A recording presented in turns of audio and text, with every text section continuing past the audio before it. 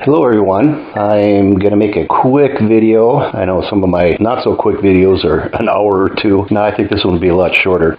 So before I get started and get deep into this next dance of the black and blue butterfly, or maybe the black and bloody butterfly, I've been getting various requests for a calendar that would include all the appointed times of gods and convocations for this year, 2023. And I've covered that format in many of the videos, which people have, for the most part, ignored. And now they think that the month of Nisan is April. It is not. And I'll take you back to some of the former videos that I did. We actually went back and we were able to determine the exodus of Moses. That was based on finding 3 blood moon tetrads within a period of about 20 years, on or about the time that most theologians believed that event took place. And I went 50 years before that date, and I went 50 years after that date on Stellarium, and we found 3 blood moon tetrads, each tetrad consisting of 4 blood moons, 2 of which are at Passover and 2 at Tabernacles. And we found one that fit pretty snugly.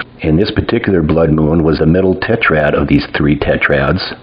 And just like the tetrad we just came out of last year in 2022, it was the second of the 2 Passovers of the Passover blood moons in that 4 blood moon tetrad. And just like last year's tetrad, it was flanked by a 4 blood moon tetrad 7 to 10 years before or 7 to 10 years after, that being the tetrad that Moses experienced. And it was easily identified because that particular blood moon occurred right over Goshen, right over Egypt, on the 10th of May of that year of the blood moon that Moses experienced. And that blood moon was the largest blood moon that I came across in Stellarium after chasing after dozens and dozens of blood moons. This was the largest I've ever saw, according to the numbers on the Stellarium menu. And it occurred right at midnight to about 3 in the morning toward the 10th of May. So according to the numbers and according to the typology, that had to be the Exodus. And God in Exodus 12:2, which 2 weeks earlier would have been Rosh Hashanah. In fact, I've noticed that the Exodus of Moses will be identical to this year, 2023, where Rosh Hashanah will be the last week of April, and Passover would be around the 5th or 6th of May. Now, I believe that Rosh Hashanah for 2023 will be on April 21st, because on April 20th, we have a full solar eclipse, and that lines up with the blood moon tetrads of this series that we're currently in the middle of. And that would be a sign and wonder that we're supposed to look for a reason. And that reason, I believe, is Rosh Hashanah. It also matches the growth and harvest cycle that we've witnessed in the last couple of years. Now, again, I'll remind you, all the other calendars out there are based upon the spring equinox. Moses and God did not base Rosh Hashanah, the first day of the first month of the Hebrew year, they did not base it on the spring equinox. They based it upon the harvested. Key word there. The harvested ripe barley. And we know that the barley was ripe when Moses did his thing because they needed that to feed the children of Israel for the first 30 days of their escape from Egypt. And we read that during the 10 plagues towards the end there, that the barley was destroyed right about the time it was to be harvested. Well, when did that take place? Well, a couple weeks before the Exodus, probably right around Rosh Hashanah. And when it talks about it, it talks about the rye and the other grains not breaking soil yet, which means they were planted, but yet the plants had not grown enough to break the surface of the soil.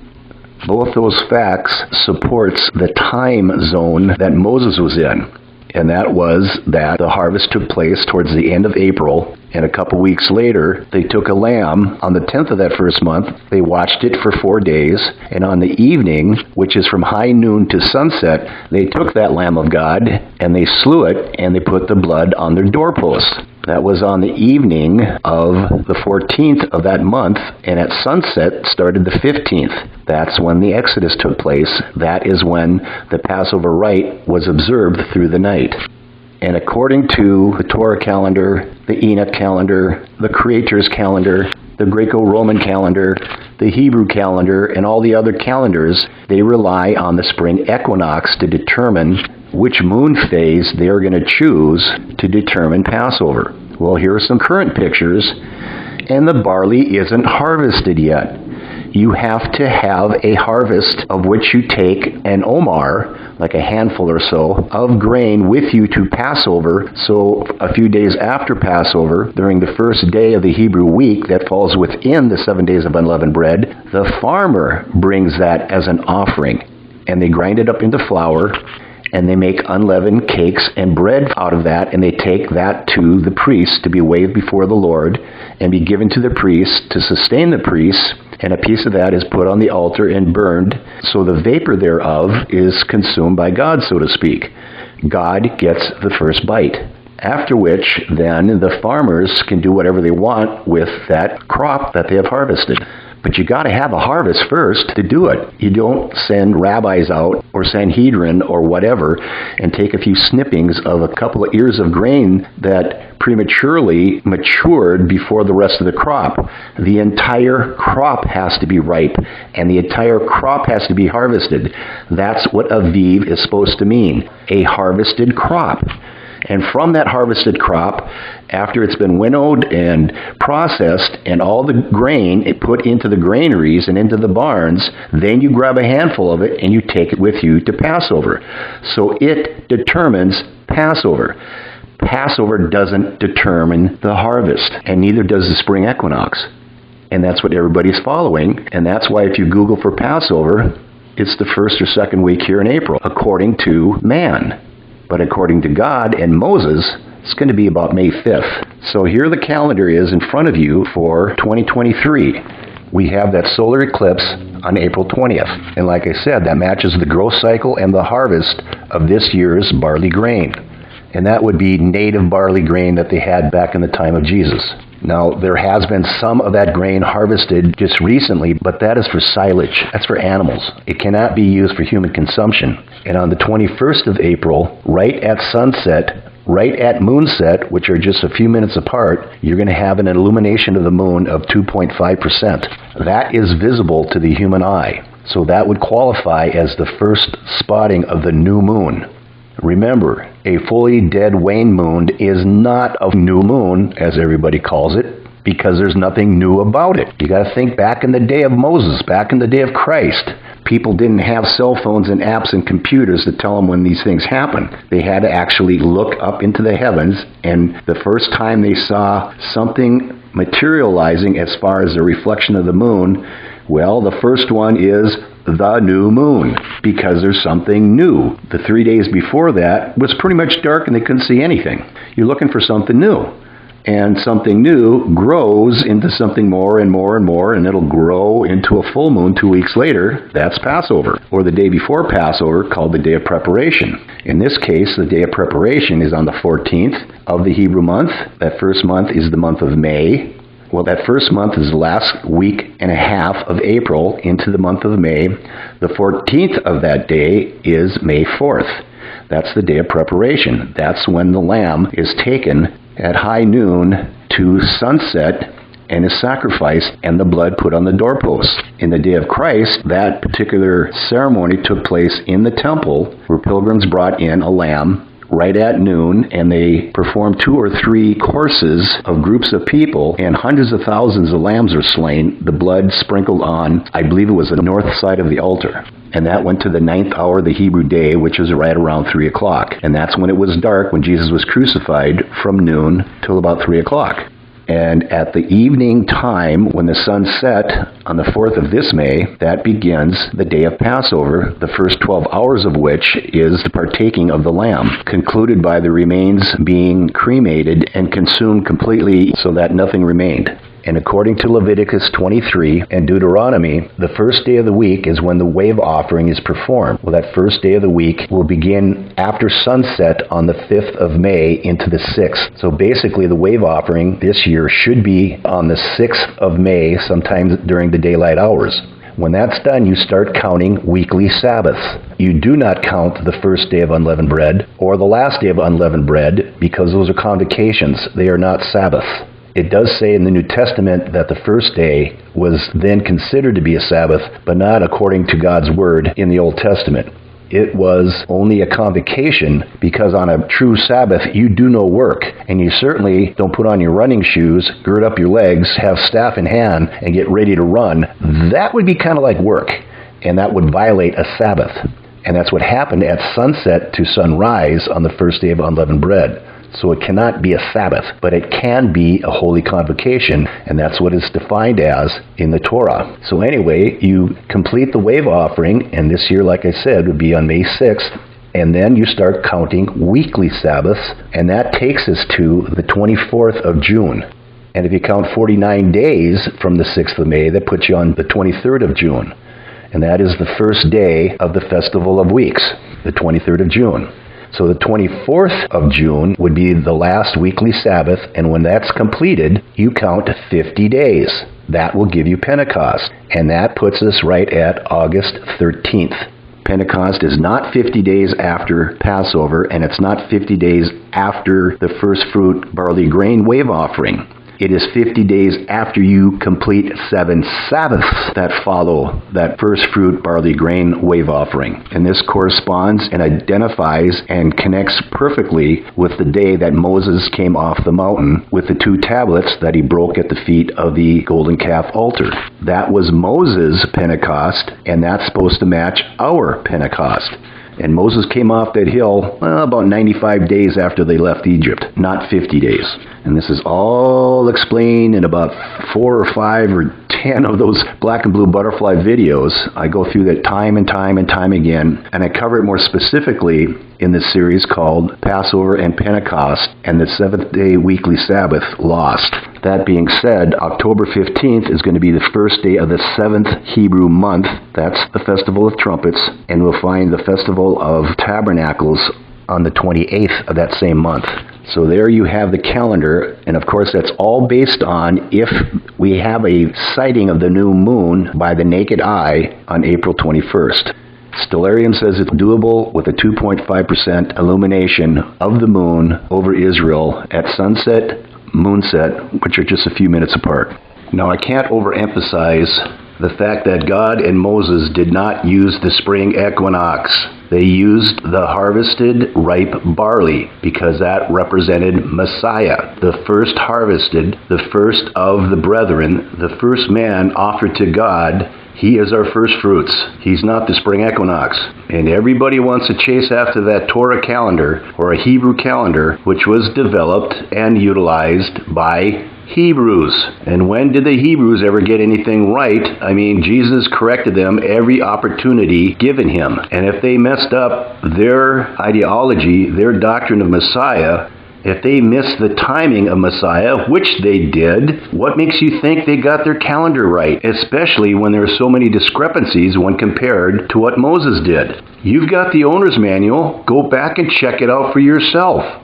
You have access to Stellarium. You can find that blood moon of the Exodus. I put it up there for you on your monitor. If you're expecting something to happen as far as Passover in the first week or 2 of April, guess again. You're on the wrong calendar. God does not respond to wrong calendars. He responds to his calendar that he established through Moses, through the Torah, and through Christ. Just saying.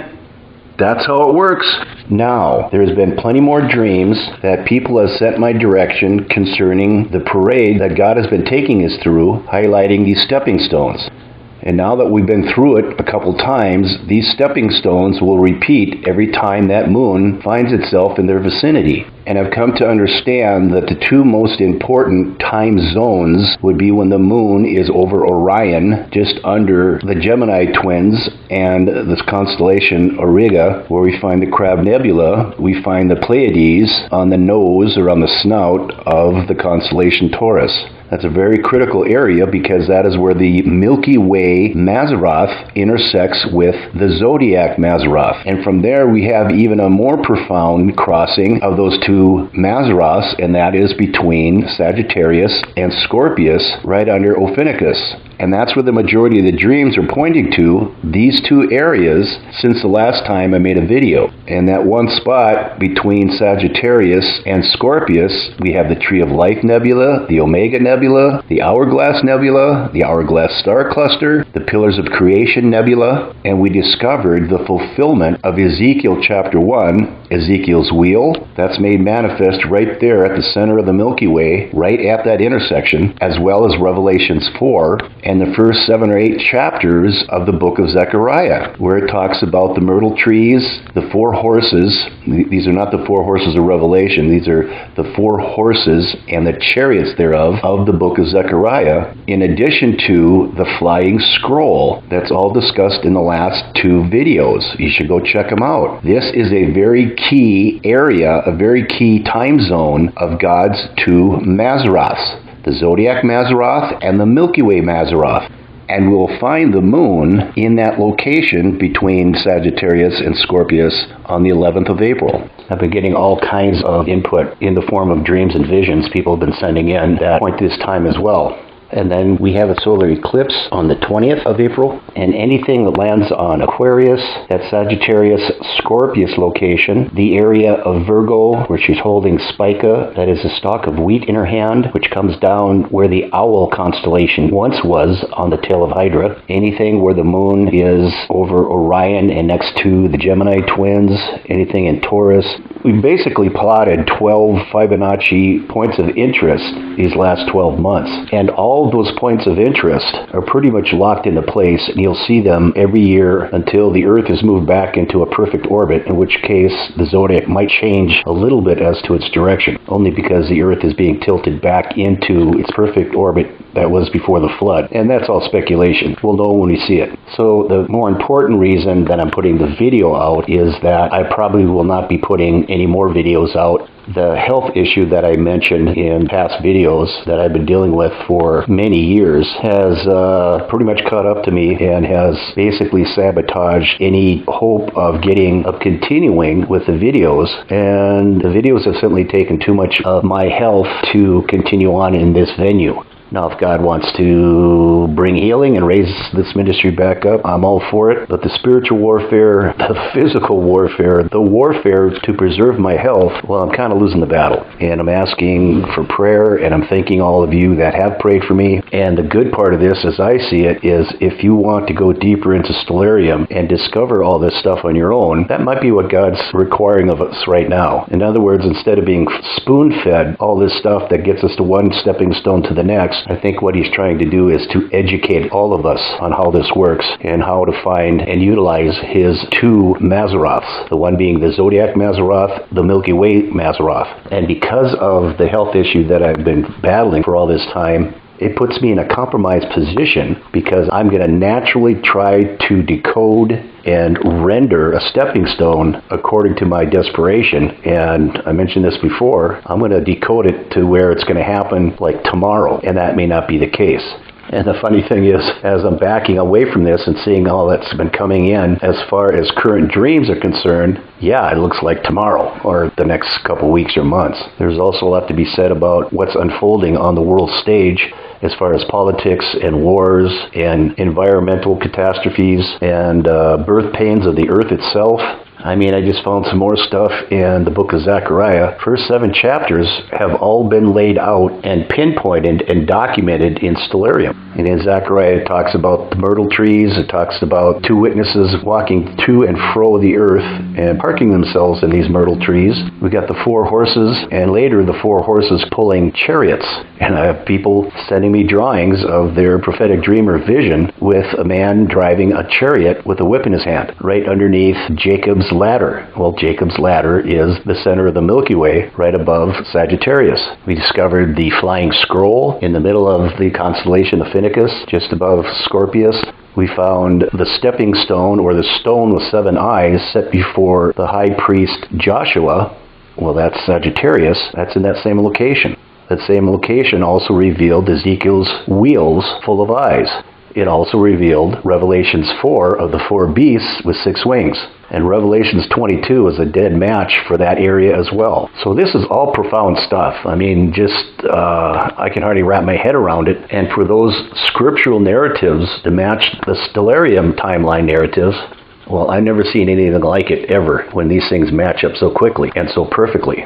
The hard part is, what do you attach to it? Is there a rapture event attached to it? Or is Beetlejuice ever going to pop? Well, I can no longer afford the emotional drain it has on me when I'm hoping for some form of restoration to my health. And those of you who have chimed in, many of you guys are going through the same thing.